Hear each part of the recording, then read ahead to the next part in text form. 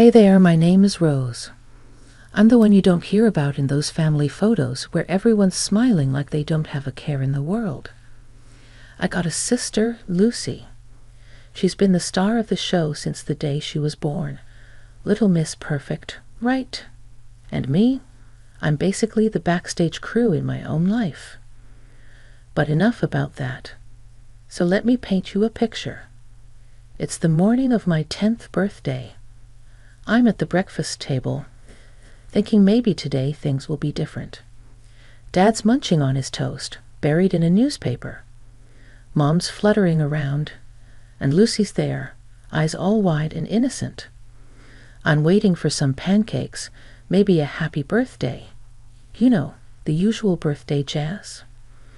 That's when Lucy, all sweet-like, starts to cry. Through her tears, she goes, "Rose pushed me and I hurt my knee." I'm standing there, jaw on the floor. What? No, I didn't. But Dad just peers over his paper, frowning like I'd spilled his coffee. And Mom, well, she's already knee-deep in Band-Aids for Lucy. "You've got to be kinder to your sister, Rose," Mom lectures. No room for buts. "But you hurt your mom," Dad cuts in. And just like that, end of story. No pancakes. Lucy's whimpering turns into a sly grin the moment they're not looking. Birthday cancelled on account of sibling drama, courtesy of yours truly. Fast forward to Christmas that year. I wake up thinking maybe this time I'll score some decent loot. We're around the tree, and Lucy's tearing through her presents like a tornado. New foam and fancy threads. I find my name on a package, rip it open, socks and some dollar store alarm clock. I mean, come on. Later, I'm sitting on the porch, skipping rocks on the sidewalk. Grandma Joan finds me there, hands me a cup of hot cocoa, like she always does when the world gives me the cold shoulder. "Thanks, Grandma," I manage, trying not to sound as grumpy as I felt. High school was no different. Lucy had the looks, the friends. I had acne and a job at Sal's Pizzeria. Worked my tail off, got those grades, and I'm thinking, this is going to be my ticket out. Right there's this one night senior year. College brochure is spread out on the kitchen table like a bad hand of cards. Dad's fixing the sink, Mom's doing her Sudoku, and I'm about to lay my cards down, tell them about the colleges wanting to throw scholarships my way. There's this college outstate, Dad says straight off, not even looking up. We're looking at community options. I shoot a look at Mom for some backup. She doesn't look up from her puzzle. "We're saving for your sister's college fund." That's when Grandma Joan steps in, real quiet. She talks to Dad first, then Mom. It's not pretty, but when she's done, she's got that check for me, pressed it into my hand like a secret handshake. "Make it count, kiddo," she says, eyes all fierce. And that was it. That check was my golden ticket, my ride far away from socks, alarm clocks, and Lucy's messes. Out of the circus, just like Joan said. As soon as my feet hit the campus of that outstate college, it was like I could finally breathe. No more Lucy, no more comparisons, no more feeling like an afterthought. I was my own person here, and that was all kinds of liberating. So yeah, I dug into those law books like they were the only things keeping me grounded. I was at the library more than I was at my own dorm room, came to know every coffee stain on those tables like they were my personal constellation of caffeine. But it wasn't all smooth sailing. Money was tight. I remember this one time at the campus grocery store, counting coins from my pocket for a week's worth of ramen. The cashier was tapping her nails, looking bored out of her mind. "You going to pay or what?" she drawled, popping her gum. I was a dime short, a freaking dime. "Hold on," I mumbled, searching my pockets for a coin. Now wasn't there? That's when this guy behind me sighed loudly and threw a quarter on the counter. "Here, keep the change," he grunted, embarrassing. "Yeah, you bet."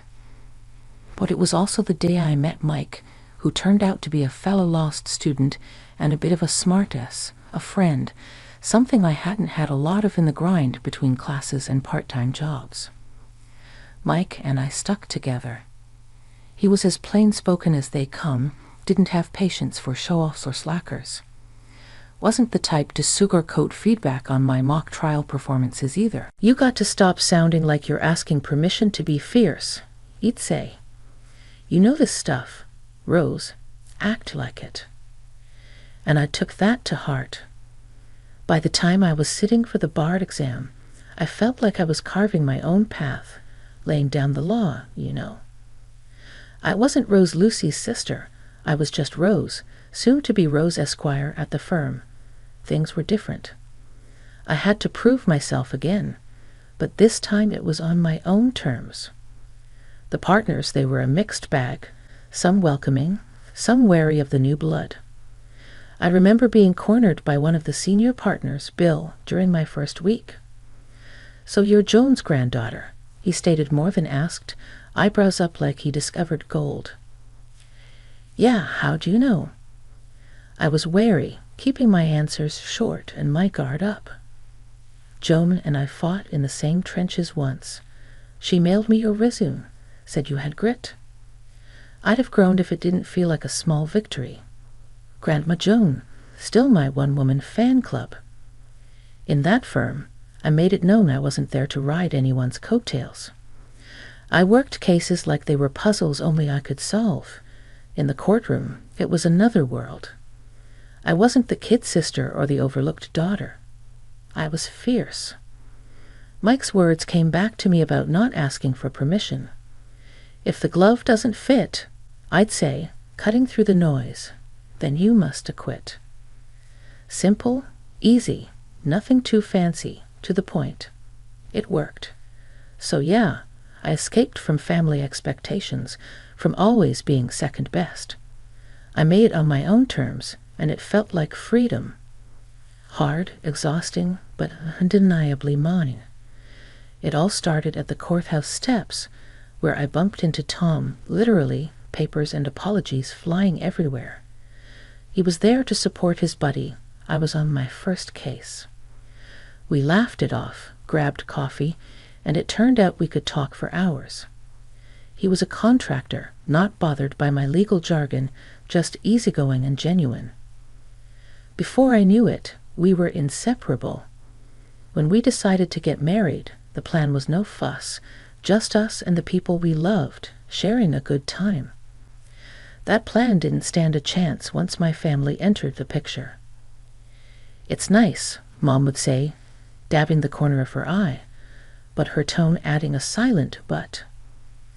Dad just patted my shoulder, a silent solidarity that didn't quite warm me. And Lucy, she had to make an entrance, even if it wasn't her day. She arrived in a dress so flashy, you'd think she was the one getting married. But I bit my tongue. It was my wedding day, and I wasn't going to let her rain on my parade. At least that was the plan. Tom, he was a champ about it, meeting my sister. He just gave me that look. Wow, she doesn't hold back, does she? I wanted to bury my head in my bouquet. You have no idea. The guests started piling in, and for a moment it looked like it might actually be a good day. That's when Lucy decided she wasn't getting enough attention. "You're just going to ignore me on your wedding day." She was almost shrieking, eyes darting around, hoping someone would sympathize with her. I took a deep breath, counted to 5 in my head. I was done being the peacemaker. "Lucy, not today." "Please," she huffed, tossing her hair. "Whatever. I give it a year anyway." Mom shot me a warning glance, like it was my job to fix it, as usual. But something in me snapped. This was my day, mine and Tom's. I wasn't going to let Lucy or anyone else mess with that.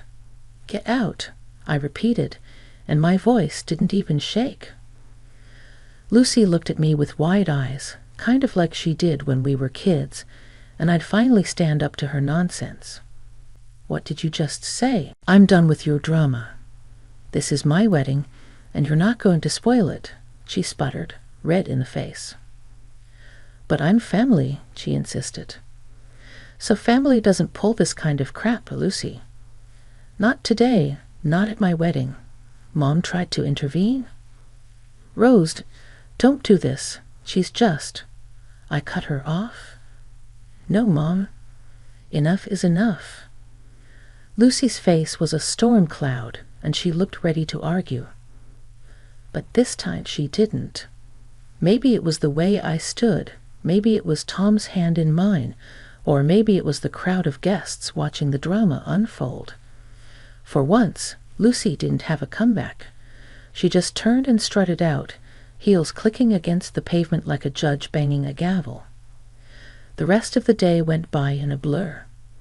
I said I do, we kissed, and I've never felt so much like I was exactly where I was supposed to be. Not Lucy's shadow, not my parents' second choice, but Rose. Just Rose. And that was more than enough. Okay, so get this.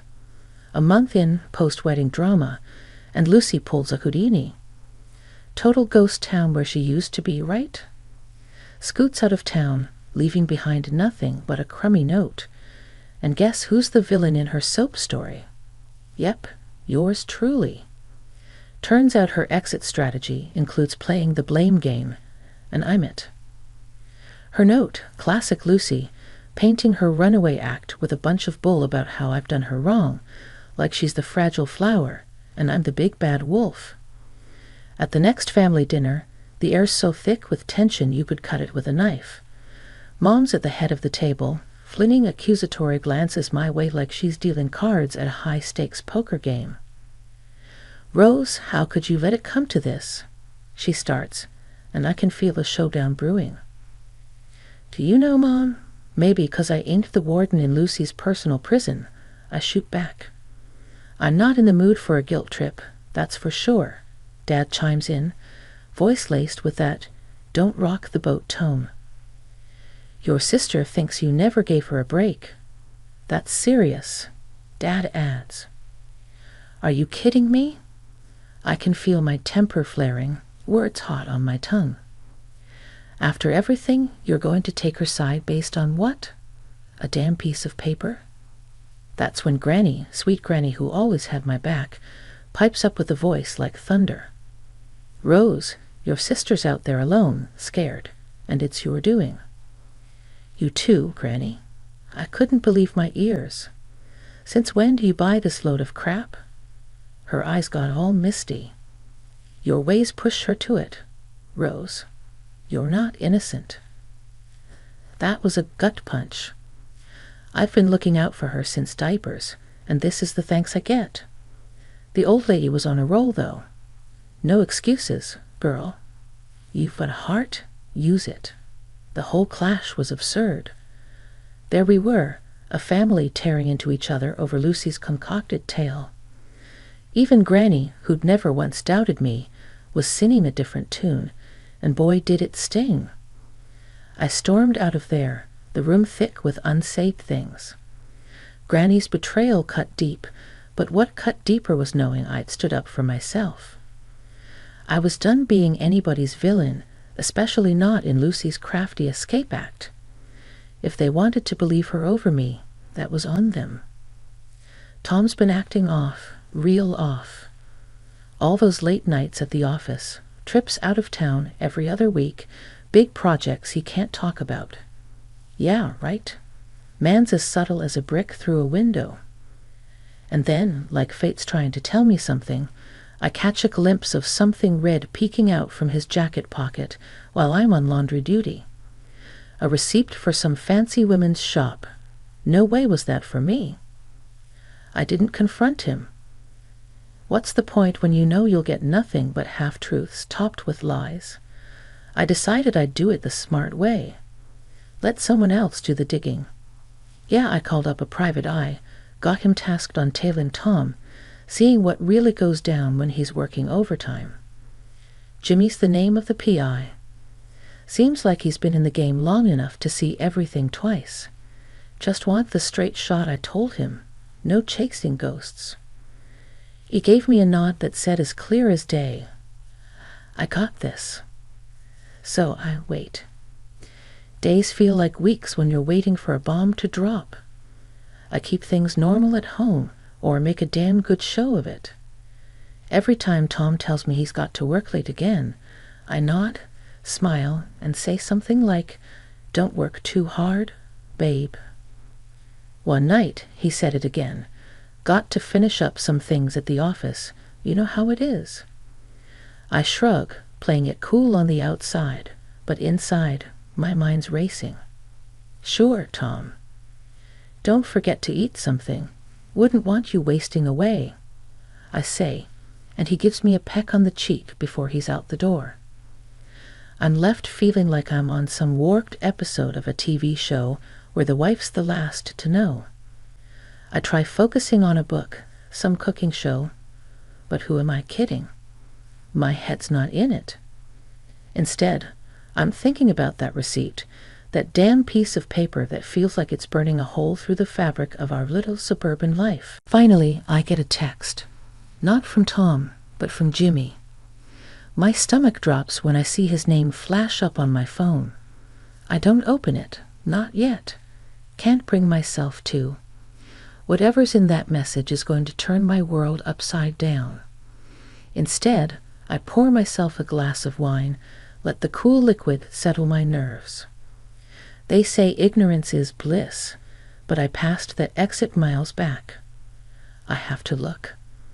I pick up the phone, thumb hovering over the screen, and then I press. But Jimmy's text isn't the full picture. It's just to say he's on the case, got some leads. We'll know more soon. Soon, he writes. That's it then. No turning back now. Tom's little secrets are on borrowed time, and when the truth comes out, I'll be ready. There's something liberating about it, knowing that I'm no longer in the dark, playing the doting wife, smiling while something rotten's eating away at my marriage. Grandma Joan and I hadn't been seeing eye to eye recently, but the envelope stuffed with the PI's evidence was burning a hole in my bag, in my conscience. Deep down, I knew she was the only one who could give me the straight talk I needed, without sugarcoating the jagged pill I was about to swallow. I knocked on the door, and it swung open, revealing Grandma Joan with her arms folded, looking as staunch as ever. "Took you long enough," she said without a hello. I let out a breath that I had been holding in longer than I realized. "Yeah, well, I'm here now," I replied. We sat down at the kitchen table, the same one we'd shared more Sunday dinners of than I could count. But today it wasn't a warm roast that lay between us, but a file filled with photos and texts. "I've got something to say." I started, but she cut me off with a sharp wave of her hand. "Save it," she said. "I can guess why you're here, and I don't need an apology." I narrowed my eyes, ready for a quarrel, but her face softened. "What's done is done. Let's just hear what you've got." So I spilled it all, every bit of it. The late nights, Tom's hold, the lies that didn't add up. "Do you have proof?" she asked, eyes piercing through me like she could see the answers scribbled across my heart. "It's all here," I said, tapping the envelope. She reached out and I handed it over, but she didn't open it. Instead, she looked me straight in the eyes. "You know, this doesn't change anything between us, right? Family is family." That's when it hit me. Whatever had come between us, whatever words we'd exchanged that we couldn't take back, none of it mattered now, not with this storm on the horizon. "You're right," I answered. "It doesn't change a thing. I still need you, Grandma." "Good," she grinned, but there was a seriousness in her eyes that wasn't usually there. "Because I need you too. And let me tell you, whatever's in that envelope," she tapped it and slid it back towards me, "it doesn't define who you are or what you're worth." We sat there for a while, not saying much, just being together. It felt like the air had cleared, the storm clouds were still there, but now I wasn't going to weather them alone. Later, when I went to leave, Grandma Joan gave me a tight squeeze. "You call me here? Day or night? We'll figure this out." "I will. And thanks, Grandma, for everything," I said as I walked away, the envelope heavy in my bag. I felt lighter somehow. My steps were more certain, my spine straighter. Whatever Tom was up to, whatever the PEI had uncovered, I was ready to face it with my grandma at my back. I felt like I could face just about anything. A month had whipped by, and there we were, gathered in the stiff parlor of Grandma's house, me, Mom, Dad, and my husband, Tom. An odd quiet hung in the air as the lawyer got ready to dish out the details of the will. Just the scene you'd expect, except for the empty spot where Grandma used to be. And then, like out of some crappy soap opera, in walks my sister, Lucy, all dolled up and smirking like she's just won the jackpot on a scratch card. Mom and Dad, tears in their eyes, fuss over her like she's just returned from war, not the two-bit runaway act she'd pulled. I stayed put, my hands clenched into fists under the table. I wasn't about to give her my piece yet. She swans up to Tom, bold as brass, and plants one on him, my Tom, as if that wasn't gad-worthy enough. She starts spouting off this garbage about how she cooked up this whole mess, made it all happen, that Grandma would bequeath her property to me, not to the villainous Rose. Lucy gloats, thumbing at Grandma's portrait with a grin that made my blood boil. And I also took her husband away from Rose. Mom's sobbing. Dad's face is ghost white, and there's Tom, cheek to cheek with the snake, both of them looking like they've got the secret to the universe. "We have the last laugh," he says, buoyant with that grin plastered all over his face. The room's buzzing with their confidence, them thinking they've got it all sewn up. Grandma's gone, and in their mind, her house, her savings, all her bits and bobs were theirs for the taking. They didn't see me smile. The lawyer, a guy with less flair than a wet match, starts talking. So, as per Mrs. Joan Holloway's last will and testament, the lawyer drones, and here it comes. The entirety of her estate, her home, her financial assets, and her personal effects are to be left to. I already see Lucy reaching out, like she could already touch the velvet of Grandma's antique chairs. Her granddaughter, Rosemary Kendrick, the lawyer finishes with no fanfare. The silence is thick enough to cut. Mom and Dad look between me and Lucy, their tears dry, now replaced with something else. Confusion, betrayal. Finally, I break the quiet. "Well, I guess that's that, huh?" Lucy's mouth zips shut, all tight lines, and Tom, he's paler than a ghost, his eyes not meeting anyone's. You wouldn't believe the circus that unfolded after the will reading. My phone wouldn't stop buzzing, distant relatives suddenly remembering my name. But me? I kept it tight. It wasn't about the drama. It was about staying 3 steps ahead.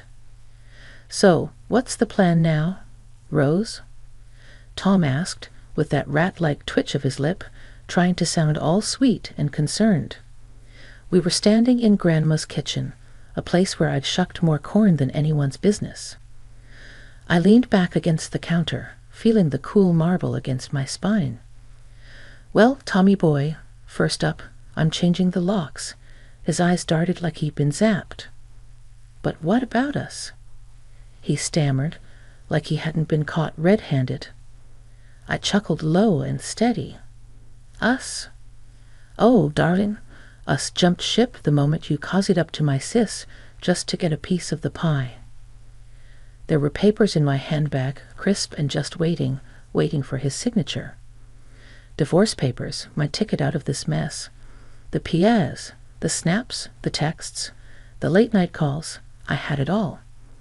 My hand was stacked, and they didn't even know we were playing cards. Lucy's eyes flicked between us, sensing the shift in the air. She was like a cat that got caught sneaking upon to the fishbowl. "You can't kick him out. We have rights, rights." I arched an eyebrow, amused at her guts. "Sweetheart, after what I found out, the only right you're going to need is the right to a good lawyer." Tom's face was pale, eyes darting to the door, probably scheming his next escape. But there was nowhere for him to run, not this time. I felt the weight of the house keys in my pocket, the grooves grounding me. This was more than just a will. It was Grandma speaking from beyond, telling me to tidy up the trash that clung to her legacy. I walked over to Tom and handed him the papers. "Sign these, and we can at least pretend you walked away with a shred of dignity."